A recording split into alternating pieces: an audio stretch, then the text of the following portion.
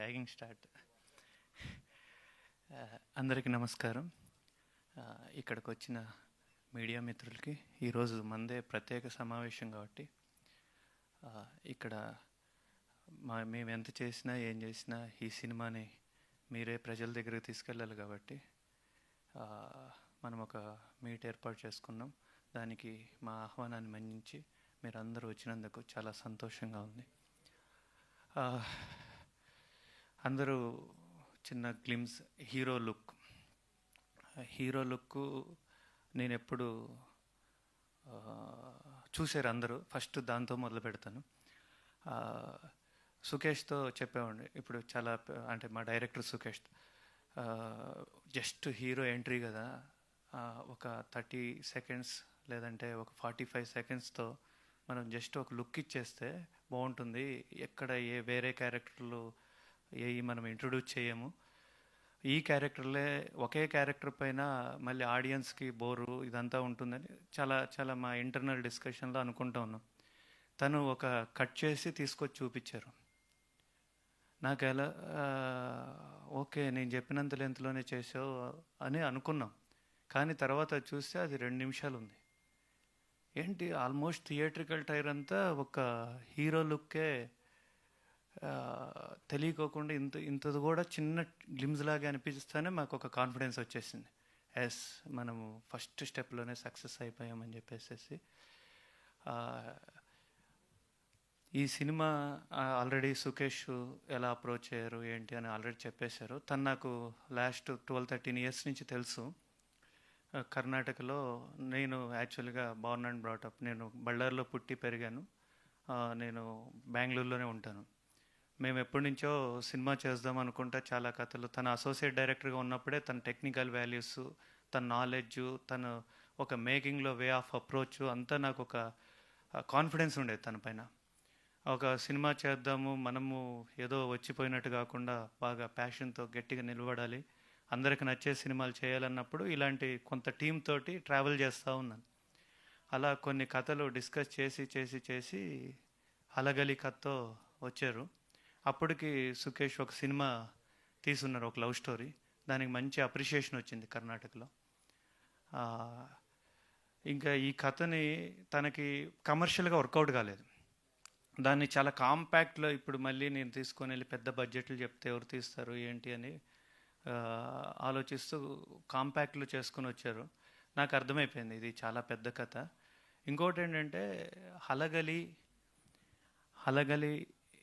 బేడరు అంటారు అక్కడ, ఇక్కడ హలగలి బోయలు.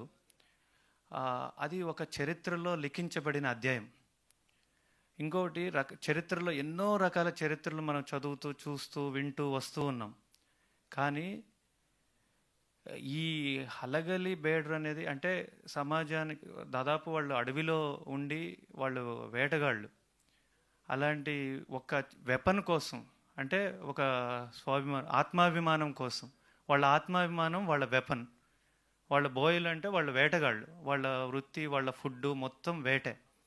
అలాంటిది ఈ ఊరు వాళ్ళకి ఆయుధాలు. ఒక మన ఇంట్లో ఆడపిల్లని కన్యాదానం చేస్తే ఒక ఆడపిల్ల మానాన్ని దీన్ని ఎంత పవిత్రంగా చూస్తామో అంత పవిత్రంగా వాళ్ళ ఆయుధాన్ని చూస్తారు. ఆయుధం వాళ్ళకి కింద పడినా కూడా జారి వాళ్ళకి అది చాలా పెద్ద సెంటిమెంట్. అలాంటి వాళ్ళు ఒక బ్రిటిష్ రూల్కి అగెనెస్ట్గా అది ఫైట్ చేశారు. అది ఆల్రెడీ 10th క్లాస్లో కర్ణాటకలో సిరి కన్నడలో ఒక చాప్టర్గా ఉంది. దీని గురించి పుట్టలుగా చాలామంది PhDలు చేశారు. చాలా రీసెర్చ్లు దీని మీద జరుగుతూనే వస్తూ ఉన్నాయి. ఇది ఇంత ఉన్న కథ కూడా ఎందుకో ఎక్కడో చోట ఒక లేయర్ దగ్గర ఆగిపోయింది. అప్పుడు ఇలాంటి కథ చెప్పేటప్పుడు చాలా స్ట్రాంగ్గా ఉండాలి. నెక్స్ట్ అంతా యంగ్ టీమ్.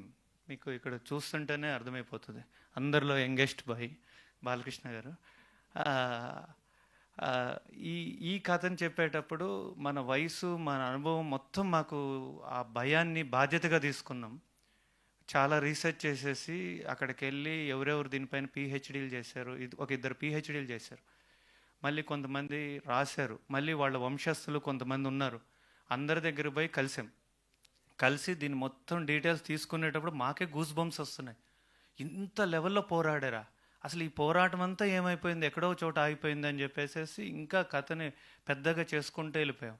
అప్పుడు ఈ కథని డిసైడ్ అయ్యాం, ఇది ఒక పార్ట్లో చెప్పేది కాదు, ఇది 2 పార్ట్లో చెప్పాల్సిందే అని.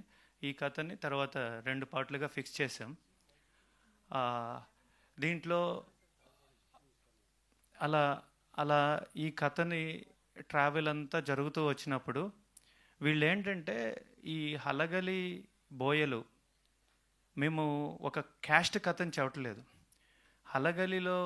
హలగలి విలేజ్లో ఉన్న బోయవాళ్ళు, వేటగాళ్ళు, వాళ్ళు చేసిన ఫైటు బ్రిటిషర్స్కి వ్యతిరేకంగా.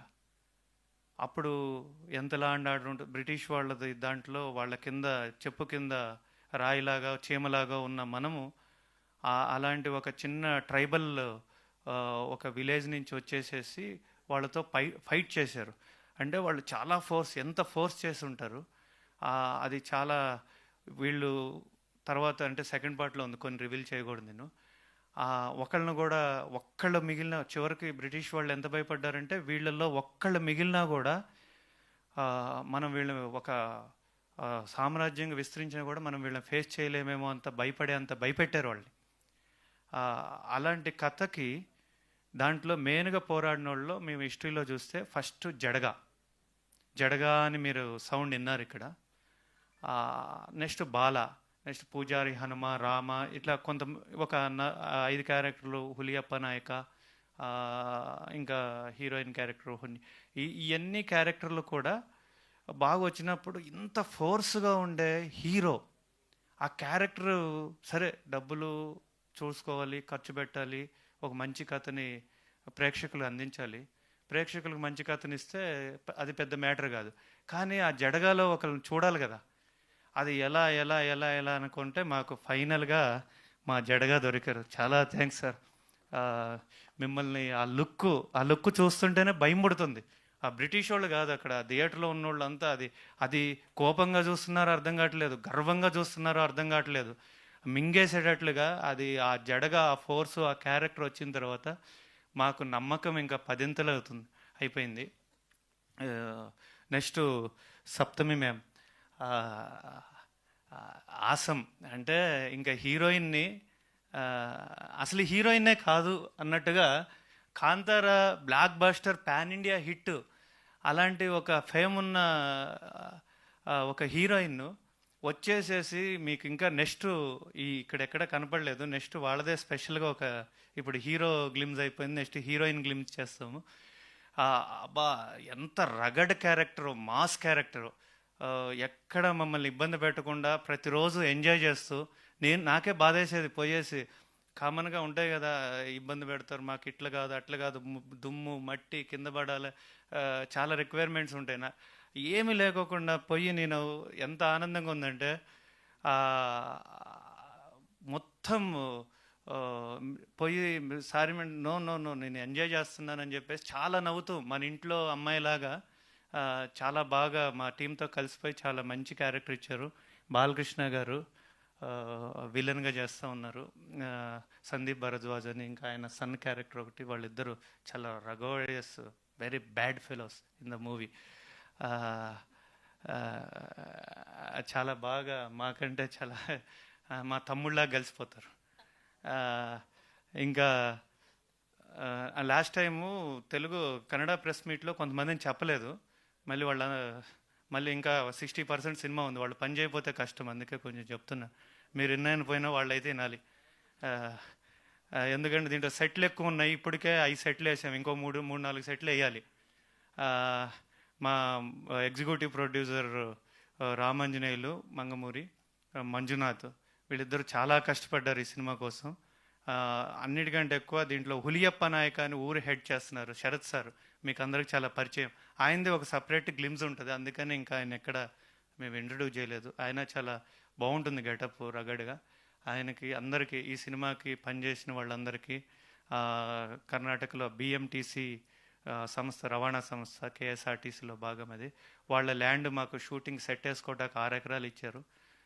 అది ఎక్స్టెన్షన్ అవుతూనే ఉంది, వాళ్ళు చేస్తూనే ఉన్నారు. దానికి ఎస్పెషల్లీ ఇక్కడి నుంచి నేను ఒక్కళ్ళకి ఫైనల్గా థ్యాంక్స్ చెప్పాలనుకో, దీనికి ముందు శివేంద్ర గారు, సాయి శ్రీరామ్ గారు నాకు మంచి స్నేహితుడు. నా ప్రీవియస్ సినిమా కూడా చేశారు. ఆయనకి ఆ సినిమా కొంచెం ఇంతకుముందు సినిమా బాగా బ్లాక్ బాస్టర్గా దొబ్బింది. ఆ సినిమాకి ఆయన పనిచేసి కథ సార్ అంటే మళ్ళీ ఈయన అలాంటి సినిమా యాడ్ అనిపించి మళ్ళీ దొబ్బుతాడు అని కొన్ని నెలల పాటు ఇలా ఒకరోజు బలవంతంగా మొహమాటం కొద్దీ తీసుకొచ్చి కూర్చోబెట్టాను. బాగుంటుంది సార్, వినండి వినండి అని. విన్న తర్వాత ఆయన బిత్తరపోయాడు. అసలు దానికి దీనికి సంబంధం లేదు, ఏంటంటే సార్సి గోబ పగిలితే ఏం చేస్తాం, ఇలాగే చేసుకుంటాం అని చెప్పాను ఆ ప్రీవియస్ అనుభవంతో. ఆయన కొంచెం అప్పుడు రాబిన్హుడ్ సినిమాలో బాగా బిజీగా ఉన్నారు. బిజీగా ఉన్నప్పుడు సార్ ఒక్క షెడ్యూల్ మన శివేంద్ర గారు చేస్తారని అప్పుడే పరిచయం నాకు శివేంద్ర గారు. అవునా సార్, ఎలా చేస్తారు? అయ్యో ఆయన హనుమాన్ బ్లాక్ బస్టర్ సార్, ఆయన ముందు ఒప్పుకోవాలి, మీరు కండిషన్ పెడతారేంటి అన్నారు. ఆయన కూడా అబ్బా కన్నడ సినిమా అంటున్నారు, హనుమాన్ లాంటి హిట్ వచ్చింది, శ్రీరాముని కాదనలేము అనుకుంటా వచ్చి కథన్నారు. కథిన వెంటనే ఆయన అన్న ఫస్ట్ మాట, శ్రీరామ్ చాలా లక్కీ అన్నారు. నేను లక్కీ అనిపించింది, మా టీం లక్కీ అనిపించింది. తను ఇన్వాల్వ్ అయిపోయి ఒక క్లాష్ లాగా మా టీంలోకి ఎంటర్. ఇప్పుడు చూసిన trailer almost visuals, majority visuals sir చేసినాయి. శివేంద్ర గారు ఇద్దరు టీం అయిపోయారు, ఇద్దరు కలిసిపోయారు, ఇద్దరు పెద్ద డిఓపీలు. అసలు ఒక చోట ఉండి రెండు కత్తులు ఒక వరలో ఉన్నట్టు ఎంత నీట్గా అయిపోతూ ఉందంటే మాకు షూటింగు అంత బాగా చేస్తూ ఉన్నారు. ఇంకా ఫైనల్గా మా ನಮ್ಮ ಕರ್ನಾಟಕ CM ಸಿದ್ದರಾಮಯ್ಯ ಸಾರ್ಗೆ ಇಲ್ಲಿಂದ ತುಂಬ ಥ್ಯಾಂಕ್ಸ್ ಹೇಳೋಕ್ಕೆ ಇಷ್ಟಪಡ್ತಾ ಇದ್ದೀನಿ. ಸರ್, ಒಂದು ನಮ್ಮದೇ ರಾಜ್ಯದ ಕರ್ನಾಟಕ ಹೋರಾಟಗಾರರು ಹಲಗಲಿ ಬೇಡ್ರ ಬಗ್ಗೆ ಸಿನಿಮಾ ಮಾಡಿದವಾಗ ನಮ್ಮ ಸಿನಿಮಾನ ನಿಮ್ಮ ಟ್ವಿಟ್ಟರ್ ಅಕೌಂಟಿಂದ ಟೀಸರ್ನ ನೀವು ಒಂದು ವಿಶ್ ಹೇಳಿ ಪ್ರೆಸೆಂಟ್ ಮಾಡಿರೋದಕ್ಕೆ ತುಂಬ ಥ್ಯಾಂಕ್ಸ್ ಇಲ್ಲಿಂದ ಹೇಳೋಕ್ಕೆ ಇಷ್ಟಪಡ್ತಾ ಇದ್ದೀನಿ. ತುಂಬ ನೀವು ಈ ಥರ ಆ್ಯಸ್ ಎ CM ಪೊಸಿಷನಲ್ಲಿದ್ದು ಒಂಥರ ಹೆಡ್ ಆಫ್ ದಿ ಕರ್ನಾಟಕ ಈ ಥರ ಸಿನಿಮಾನ ಎಂಕರೇಜ್ ಮಾಡಿರೋದಕ್ಕೆ ತುಂಬ ధన్యవాదాలు. Thank you very much. నన్ను భరించినందుకు ఎంతసేపు, కానీ చెప్పుకోవాలి తప్పదు, ఇంకా 60% సినిమా ఉంది కాబట్టి. ఇంకా మళ్ళీ గిబ్బులు అవసరం అవుతాయి, వాళ్ళు OTT వాళ్ళు వీళ్ళు చూస్తే ఇంకా మంచిది, దాన్ని తీసుకెళ్లాల్సిన బాధ్యత మీదే. Thank you sir, thank you very much. Thank you అండి, అద్భుతంగా మాట్లాడారు. మీరు ఇటు సైడా కర్ణాటక సైడా అండి? అటు అది మాట్లాడేశారు, కన్నడ తెలుగు అనర్గళంగా మాట్లాడుతున్నారు. మీరు ఏ ఏరియా నుంచి? ఓకే, సరే, తర్వాత చెప్తారా. అండ్ ఇప్పుడు మా సప్తమి